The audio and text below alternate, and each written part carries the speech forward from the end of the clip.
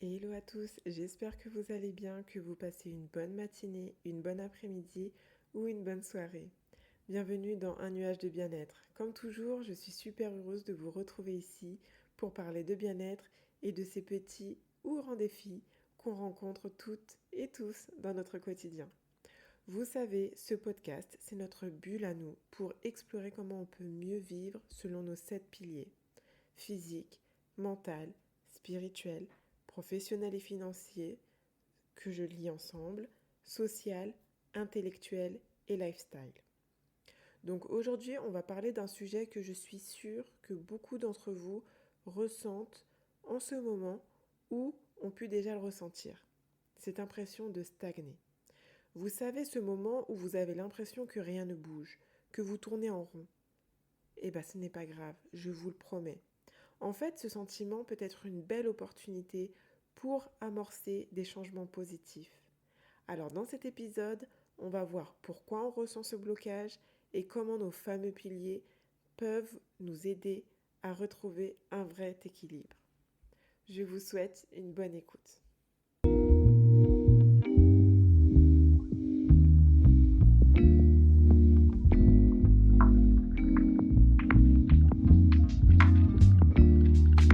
Bienvenue dans Un nuage de bien-être, le podcast qui te guide vers une vie équilibrée et épanouie dans tous les aspects de ton existence.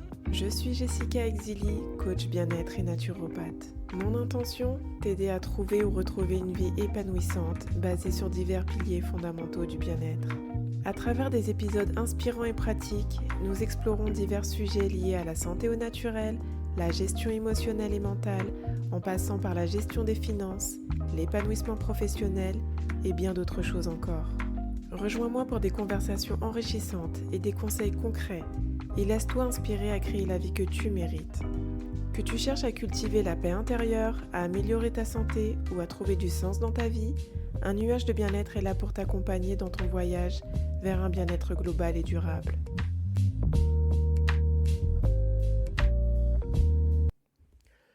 Dans un premier temps, on va identifier les sources du sentiment de stagnation. Ok, avant de chercher des solutions, il faut d'abord comprendre pourquoi vous avez ce sentiment de stagnation. En réalité, c'est souvent parce que un ou plusieurs aspects importants de votre vie, qu'on appelle ici les 7 piliers, sont en déséquilibre. Voici quelques exemples pour vous aider à identifier où le blocage peut se situer. Pour le pilier physique, par exemple, vous manquez d'énergie, vous êtes souvent fatigué ou vous ne vous sentez pas en forme. Peut-être que c'est lié à votre alimentation, votre sommeil ou votre niveau d'activité physique. En ce qui concerne le pilier émotionnel et mental, vous pouvez ressentir un trop-plein dans votre tête, des émotions non gérées, des pensées qui tournent en boucle ou un manque de clarté sur ce que vous voulez vraiment. Pour le pilier spirituel, parfois on perd le sens de ce qu'on fait ou on ne se sent plus aligné avec ce qui est important pour nous. Le pilier professionnel et financier, vous n'êtes plus stimulé par votre travail, vous avez l'impression d'être coincé dans des obligations financières qui vous étouffent. En ce qui concerne le pilier social, par exemple, vos relations peuvent sembler superficielles ou vous avez l'impression de vous éloigner des personnes qui comptent pour vous. Pour le pilier intellectuel, vous ne vous sentez plus inspiré, vous n'apprenez plus rien de nouveau et la routine commence à vous peser. Enfin, pour le pilier lifestyle, votre quotidien est trop routinier ou manque de fun et de nouveautés. Ou au contraire, il manque de routine, justement. Maintenant, je vais vous proposer un petit exercice. Prenez un instant et notez sur une échelle de 1 à 10 comment vous vous sentez dans chaque pilier. Ne vous compliquez pas la vie, faites-le de manière instinctive. Une fois que vous avez vos notes, identifiez le pilier qui a la note la plus basse. C'est souvent là que se cache le déséquilibre principal. Pas de panique, on va voir ensemble comment travailler dessus. À partir de maintenant, on va voir les 3 étapes pour sortir de la stagnation. Maintenant qu'on a identifié ce qui ne va pas, je vais vous parler vraiment de 3 étapes toutes simples pour commencer à avancer. Vous allez voir un jeu d'enfant. Donc première étape, on va faire un état des lieux honnête. Prenez un moment pour regarder vos habitudes. Par exemple, si vous manquez de sommeil ou que vous ne bougez pas assez, ça peut expliquer votre manque d'énergie. Soyez honnête avec vous-même. Qu'est-ce qui, dans vos habitudes, pourrait contribuer à ce sentiment de blocage? Pour l'étape 2, vous allez reconnecter avec vos valeurs et vos objectifs. Posez-vous cette question. Qu'est-ce qui est vraiment important pour moi? Allez-y, prenez une feuille ou votre téléphone et notez 3 valeurs qui comptent vraiment pour vous. Une fois que c'est fait, pensez à une petite action que vous pourriez faire cette semaine pour honorer chacune de ces valeurs. Rien de fou, juste un petit pas. On y va doucement. Pour l'étape 3, on va passer à l'action petit à petit. Et surtout, pas besoin de vouloir tout changer d'un coup, ok? Voici quelques exemples d'actions simples. Au niveau du pilier physique, vous pouvez vous dire une petite marche de 10 minutes par jour. Je vous assure que si vous marchez 10 minutes par jour, tous les jours, ça va faire une grande différence. Au niveau mental, émotionnel, vous pouvez noter 3 choses pour lesquelles vous êtes reconnaissante aujourd'hui. Et ça, je vous conseille même de le faire tous les jours. Tous les jours, vous notez 3 petites choses qui vous a fait du bien aujourd'hui, dont vous êtes reconnaissante, qui vous a fait sourire. Ça peut être bête, hein, juste prendre un café avec une amie, euh, porter le caddie de cette personne âgée qui ne pouvait pas descendre les escaliers du métro. Enfin voilà, ça peut être tout et n'importe quoi. Mais ce n'importe quoi peut faire toute la différence au niveau de la gratitude. Pour ce qui est du pilier spirituel, essayez une méditation guidée de 2 à 5 minutes, pas plus. Vraiment, allez sur YouTube, il y a même des applications pour ça. Il y a plein de choses, de plateformes gratuites où vous pouvez trouver des méditations guidées. Et si jamais vous n'avez pas le temps, vous ne souhaitez pas faire de méditation guidée, eh bien prenez simplement 2 à 5 minutes pour prendre des respirations profondes. Vous allez inspirer et expirer profondément. Ne serait-ce que pendant 2 minutes, je vous le dis, juste 2 minutes, ça peut faire toute la différence. Au niveau professionnel et financier, vous pouvez vous fixer un objectif tout simple, comme envoyer un email important ou finir une tâche. Ou mettre 5 € de côté en épargne. Pour ce qui est du pilier social, eh bien vous pouvez décider de prendre un café avec une amie ou d'envoyer un message à quelqu'un que vous aimez et que vous n'avez pas contacté depuis un certain temps. Un message, c'est même plus facile que de programmer un café. Un message, vous prenez votre téléphone, vous allez chercher le contact et vous écrivez. Allez, à tout casser, 5 minutes, c'est réglé quand même. Au niveau intellectuel, si vous avez décidé de lire un livre, eh bien je vous conseille par exemple de lire 5 pages, mais vraiment d'un livre qui vous inspire. Pas un livre où vous allez apprendre, pas un livre éducatif. Enfin, quoique ça peut vous inspirer, mais vraiment quelque chose qui va vous inspirer, vous motiver réellement quand vous allez le lire. 5 pages pour commencer. Et enfin, au niveau lifestyle, vous pouvez décider de ranger un coin de votre maison pour le rendre plus apaisant. Et j'irai même plus loin. Si vous le pouvez et si vous le souhaitez, n'hésitez pas à prendre un coin de chez vous que vous allez ranger et décorer dans la manière que ça peut vous plaire, de sorte à ce que vous rendez cet espace cocooning et à chaque fois quand vous allez dans cet espace, c'est pour vous sentir bien, à l'aise, en confort, détendu.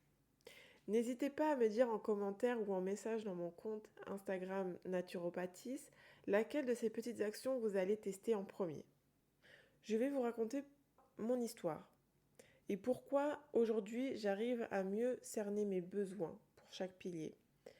À l'époque où je travaillais dans une grande société de bricolage, où j'étais en ressources humaines, je gérais 230 collaborateurs. Je travaillais seule alors que c'était un travail pour 2 personnes. Il y avait énormément de charges de travail. Et même si humainement parlant c'était super, je m'entendais bien avec tout le monde et ça me nourrissait, eh bien j'étais plus alignée, j'étais essoufflée et je voyais que je n'allais pas dans la bonne direction. J'avais beau me lever le matin, aller au travail, faire mon travail et rentrer à la maison le soir, quelque chose bloquait. J'étais certes bien moralement, mais c'était pas ça. À tel point que j'avais tellement de charges de travail, que j'étais tellement plus alignée et que j'étais du coup pas concentrée, j'ai failli faire une grosse bourde au niveau d'un contrat de travail que j'ai rédigé. Heureusement, j'ai pu arranger les choses dans les temps, mais ça aurait pu être très grave. À ce moment-là, j'ai eu le déclic. Je me suis dit non, c'est pas possible, je ne peux plus continuer comme ça. Du coup, ce que j'ai décidé de faire, c'est vraiment me dire voilà, qu'est-ce qui va pas, qu'est-ce que je dois améliorer. Donc là, vous l'aurez compris, c'est d'un point de vue professionnel, le pilier professionnel où je n'étais plus alignée. Ce que j'ai fait, j'ai décidé de faire des recherches sur ce qui me plaît à moi dans ma vie, quelles sont mes passions, quelles sont mes valeurs. Et à partir de là, je me suis rendu compte que je suis revenue à cette envie de travailler vraiment pour l'humain et d'aider les autres. Donc j'ai fait beaucoup de recherches sur les réseaux, sur Internet, j'ai fait beaucoup d'analyses de moi-même et c'est à ce moment-là que j'ai vu le métier, une fiche métier qui était la naturopathie et c'est à partir de là où je me suis dit oui, c'est dans ce milieu-là que je dois être, c'est là où je dois aller. Donc j'ai décidé de faire ma formation de naturopathie à ce moment-là et en même temps j'ai réalisé un CAP de transition professionnelle.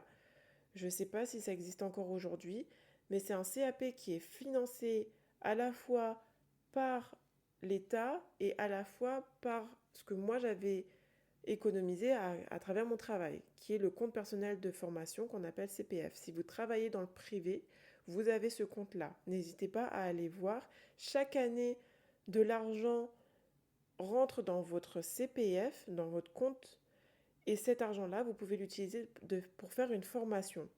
Donc moi, sachant que j'avais toujours aimé la pâtisserie, je me suis dit, allez hop, pourquoi pas me former afin de réaliser un CAP pâtissier. Et je me suis dit, après coup, je vais pouvoir l'utiliser d'un point de vue professionnel. Et là, je peux vous dire que tout a changé. Dès lors que j'ai pris cette décision, il fallait que je dépose un dossier pour avoir une autorisation d'utiliser mon CPF, de mon compte CPF, et de demander un financement pour réaliser cette formation-là. Mais j'ai été passionnée. Je devais créer un dossier. Alors le dossier, je peux vous dire, il faisait plus de 30 pages. J'ai été boostée, j'ai été dynamisée, j'ai passé des interviews auprès de pâtissiers sur Paris, plusieurs, et j'ai réalisé ma formation. Et je peux vous dire que ça a été l'une de mes meilleures formations. Ça a été une formation en 4-5 mois. J'ai rencontré de très belles personnes. Ça a été super. Et pareil avec la naturopathie.